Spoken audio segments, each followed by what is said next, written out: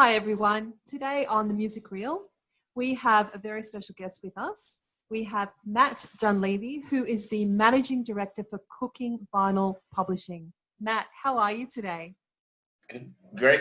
How you doing? Good. It's really lovely to meet you. You're the first music publisher that we've actually spoken to in this entire experiment that we're running. Wow. So perhaps maybe you could begin by explaining to us and the artists that are watching a little bit about yourself and what you do and what you've actually done so far. Okay. I'm a long-term music publisher. I've been working in the music publishing business since I left school. Currently, I'm running the music publishing arm of Cooking Vinyl, which is a UK company, but we also have an Australian record label as well, run by Lee Crepetta and Stu Harvey, who are both very good at what they do. So I'm the publishing arm of that, and that's been working out we've been here for 3 years now, and it's working out very well. So you've worked a lot around Australia, New Zealand, Southeast Asia for a long time. I was regional director for Southeast Asia for Key Music for many years. And that was great because I was watching the development of Southeast Asian music and also infrastructure. And it's even today, it's still an evolving conversation. I don't think we realize how sophisticated Australia and New Zealand are in the world game. But there you go. That is good to hear, everyone. That's good to hear. So you would have seen a lot of changes happen over the last 25 years. Oh, exponential. I mean, in the publishing business, we change around quite a bit on what our main focus is, mainly because we have to evolve. You know, like I remember the heady days of CDs. You know, they were incredibly lucrative days. And when you know, illegal downloads happened, we were all, oh, what are we going to do? And then, of course, it took a hardware manufacturer to figure out how to sell music to people, that being Apple, of course. And now we live, and that worked out very well for us. And now we live in a streaming world. So, you know, with music publishing, it's a constantly evolving situation. You know, we just have to bend with whichever way the wind blows currently. So it's all about pivoting and innovating for you guys constantly. No question. And that's a tricky thing because you never know where you're heading next time. You know, it's very hard to plan. You know, we look at where we are currently with this certain circumstances. And, you know, oddly enough, I had a meeting about that this morning with Abrahamkos, and no one really knows where we're heading right now. So, you know, the future is kind of unusually strange. You know, generally we have a certain business model that we can at least follow a little bit of a path. So we just have to be all ready, nimble, and adaptable for whatever brings in the future. Exactly. You know? Look, I've got Manny here from the Pushworth group. So Manny, I know you've got some questions for Matt. Boy, do I have some questions for Matt. Wow, the good old days. Yeah. We've been around a while. Yes. Matt, this is our 30th year of doing what we're doing. I guess I guess on our side of the fence, which is management and like in the live sphere, for me, the publishing side has been very lucrative for artists. And in the good days, when there were so few mechanisms and you had a bit more control of what we, you know, or perceived control, like it was a little bit easier, so to speak, to, you know, protect the copyright of artists. So in this day and age, when there's just so many avenues and, you know, like in a digital world, I guess for a young artist who's just coming into the music sector, what are the 3 most important things that a young artist can physically do when songwriting? Is that too broad a question, or? No. I guess the fundamental thing is do the best you can. You know, like when you're going to record, do your absolute best. Don't kind of hope that good enough is good enough, because it isn't. You know, one thing about that as a reality is that if you're going to go and you're going to go out, and you have to remember when you're going out into a Spotify market, you're going into the international market. So you're up against everybody. So you have to go as hard as you can. That's one of the things that's kind of really obvious nowadays. So when you record, do the absolute best recording that you can. Spend as much money or time and effort, particularly, as you can. Make your songs as great as they can be. One of the interesting parts of right now is that we've had this circumstance of people in lockdown. And what that means is that there's an awful lot of creative people sitting at home right now writing material. You know, a lot of people are really locking it down because, you know, generally they're on the road, they're moving around. A lot of bands are, you know, constantly traveling or whatever. Well, they don't have a choice right now. They're stuck. So there's going to be a ton of product coming out in the next 6 to 12 months. I mean, a ton of, and really good product too, because I think people will have the time and effort to want to do that. So a young band right now, I'd go right now. I'd pop right now if you've got some material at the go, because you're going to get swamped near the end of this year and beginning of next year. There's going to be so many albums coming along the pike. It's just the reality, you know, as I say, everyone's madly working from home right now.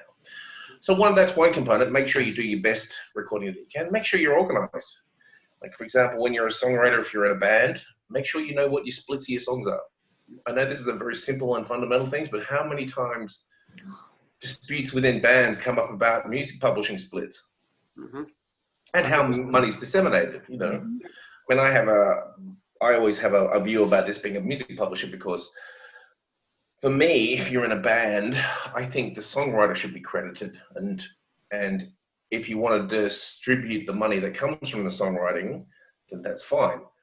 To give everyone a share of the song is just what a lot of bands choose. So figure that stuff out, say it out loud, and sort it out right from get-go. Mm-hmm. That's a very big suggestion. Good advice. Absolutely. Yeah, well, it's just simple stuff, really, you know. And anything other than that, you know, we are in a place that's currently shifting sands. Where you used to think Triple J was the breaking, stepping off point for the future. Well, who knows if that's true right now? You know, we don't know currently where new bands are going to come from.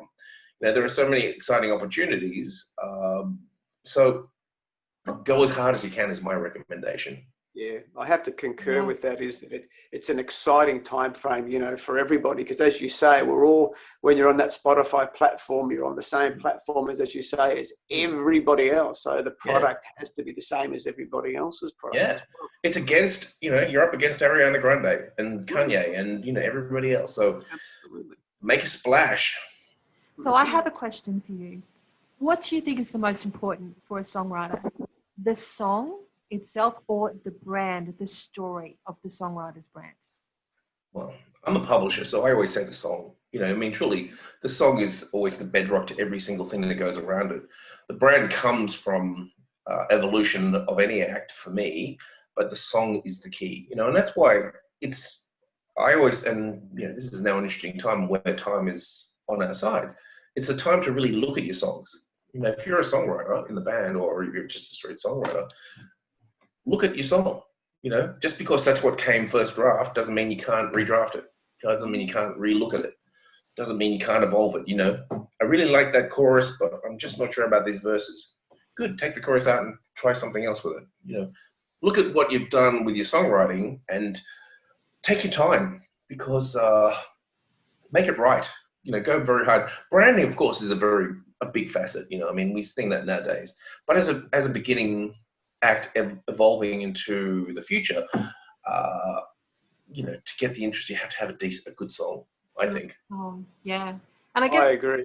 For us, the keystone of our business model has always been about the live. The live performance is so incredibly important. And now it looks like we're not going to have the ability to have that similar business model. What do you think moving forward? How do you think this is going to change what we all do? It's an interesting thing, because I'm speaking to a lot of managers. We have a lot of bands who are you know, everyone's banging the drums right now because nobody knows where they're heading.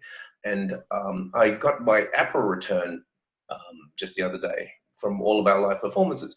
From all of our performance income. And I noticed that live performance returns, which is music from people performing live for all of our different acts, was our third highest line item. Well, guess what? That's now gone for the next couple of months. That's going to be gone. Right. So that's a tricky one. Now, that won't last forever. And one of the realities, of course, is that we will get back out there, you know, and we will have people playing in, you know, whether it be social distancing or what. But, you know, for me, I understand that an awful lot of venues are booked up from September to February of next year, book solid because everybody, who was going out was stuck. That's right. We had a number of different people who were on the road, end of Feb, and had whole tours planned around albums. A country act, Fanny Lumsden, an Americana act, Tracy McNeil, a heavy metal act, Make Him Suffer. They all had these plans that just stopped dead, like everyone, of course. Yeah. So, they lose. It's very hard you have a lot of momentum from when you have an album to running out there and playing it live and doing it live. And it's how the whole process evolves. Well, that just stopped dead. Now, we're seeing a lot of live streaming services, a lot of different things. Like YouTube have come up with a couple of things. There's the bedroom sessions, there's the living room sessions, there's a whole bunch of different live performance where people are getting out there. And it's not really monetizing them so much, which is the tricky part. There's a difference to going in and playing, a venue, the Lansdowne, and getting $2,000 or $1,000 or $500, whatever it is, to putting yourself up on a screen and letting everyone watch it, and hopefully they'll donate $2 or $5 or something like that. Exactly. It's a different world. So the financial ramifications are the tricky ones right now for so many performing artists. But it's coming back, Well, it's an opportunity for us to come up with a different business model because, look, we're all faced with the same thing. There's an opportunity. Something will shift because, we're kind of in a little bit of a tunnel right now. We don't know where we're going. We don't know what it's going to look like. But, we do know eventually we will get back. But, it's certainly a surreal experience, isn't it, Matt? Sure enough. And we're seeing, the evolution of, ticketed live events on streaming services. And that's a really interesting question. See how that works out, because that's something that gives you an international audience again. And we've seen that in the film business. They do that, or in stage as well. They seem to do that already anyway. The music business hasn't done it as much as they have been doing it, but it just hasn't been particularly serious until right now. Right now. So I guess from our chat with you, it's really all about maximizing the time that we've got right now. Get yourself organized with your band, who owns what the split is, where you want to go, and write those bloody good songs. That's it. Yeah. That's all you can do right now. Well, what else can you do? I mean, you can't go out and you can rehearse. I guess now that we've come to that point again, so the rehearsal studios are all open again. If you've got bookers, make sure your bookers are thinking about you and trying to get back out there and getting back on playing live sort of component. You may find that there's an awful lot of big acts coming out, let's say, over the next 12 months, particularly, I mean, locally, I don't mean internationally. See, that's one of the interesting things about our current circumstance. Local is going to be really good because there's no international can come. International can come here, so it's only going to be about local. So all of the big festivals can only be doing local people, which is terrific. It's a great opportunity. Yeah, agreed. I think we've been speaking to a lot of hospitality people, and they're all, the entire focus is local, local, local. So listen, guys, if you're listening to this is great information. Leverage the fuck out of this. Get it local, get those songs happening, get yourself organized, because it is a good opportunity. Yeah. No question it is. I mean, it's a blow as well. It's a really true blow. All of those gigs that were booked, everyone probably had their money. And I don't know how your guys are going with but I know a lot of acts who don't qualify for JobKeeper, JobStarter, job, they just didn't qualify. The arts business, so there's an awful lot of musicians, actors, professional dancers. Yes. There's a lot of people just hopefully sitting at home, and trying to get through all of this. That's right. So the creative business has been badly knocked around by this. But I say everything will come again. It's not like this is stuck forever. And also we're creative. We're a creative business. Yeah, that's right. Stuff out of nothing. So we are the ones that are actually going to be able to make our way through this because that's what we do. Yeah. We don't have a choice. Exactly. That's again the reality. We don't have a choice. Matt, it was so good to talk to you. I think you've given the artists that have listened to this really great idea of the opportunity, and just the most important part is the song, so that you can then commercialize their product take it out to the market. And that's actually one, you know, if they can write a great song, they can possibly go and get a sync or, you know, get an artist to sing it. Exactly. So, you know, that's one financial pathway for them. So, you know, a lot to think about. Matt, I'll leave it there. It was lovely to talk to you. It really was. I feel quite positive for the rest of the day. Yeah, well, thank you. You know, I enjoyed it, and you know, write songs. Yeah, write songs. See you, everyone. Thank you so much. See you, Matt.